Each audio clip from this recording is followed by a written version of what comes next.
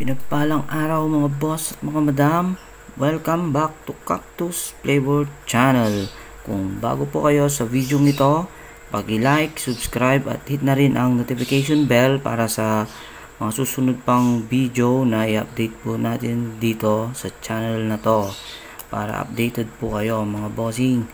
At paki-follow na rin ang Facebook page po natin na Cactus Flavor Channel. So ang pag-usapan natin ngayon mga bossing, ito ay ang Flava Hyper Bar. Ito po mga boss. Actually, gumawa na ako ng video nito kanina kaso lobat tong phone, hindi po siya nag-record. At ito nga po ang Flava Hyper Bar, 10,000 pops, Red Blast. Ito po ay watermelon ice. At ito nga po yung mga ano niya, ang warning. Ayan po, Flava, warning po niya. Ito rin po yung sa likod niya, 10,000 pops, Red Blast, 30 mg classic nicotine, capacity 10 ml, 1 piece hyper device, 1 piece lanyard. So yan mga bossing, buksan na natin agad dahil nabuksan na kanina to. Palpak yung video natin kanina mga bossing. At eto nga ang kanyang lanyard na makulay. Ayan o. Kitang kita to mga boss pag sinabit mo sa leeg mo to. At eto nga, nabuksan na kanina nga ang kulit. So eto mga bossing, ayan, ang ganda po niyang ano nyo oh. Flava Hyper Bar. So ayan mga boss, mga madam, meron siyang display dito. Yung nasa taas ay ang battery indicator po niya, percent ng battery. At dito sa baba ay yung indicator po ng e-juice po niya, yung liquid. Ayan din po yung circuit niya. At ito nga po, yan, watermelon ice. Ayan po. At ito ang kasulat. Ayan po, overcharge protection.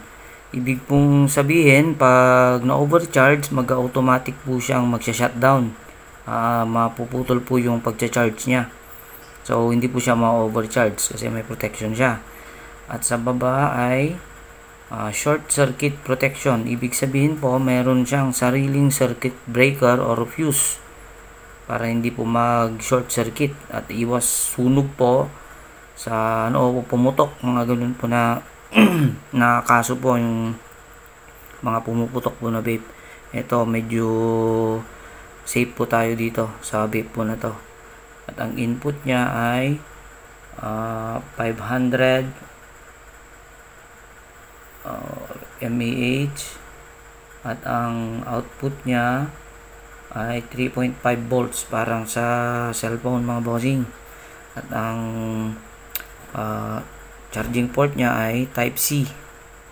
So ito nga mga boss, testingin na natin. Alisin po muna natin to, takip niya. Ayan po. At ang kanyang cover sa ano ba yan? Ayan po mga bossing, maganda po siya oh. Saktong sakto sa bibig po ito. Ayun po yung airflow nya, yun nasa baba. So try po natin mga boss.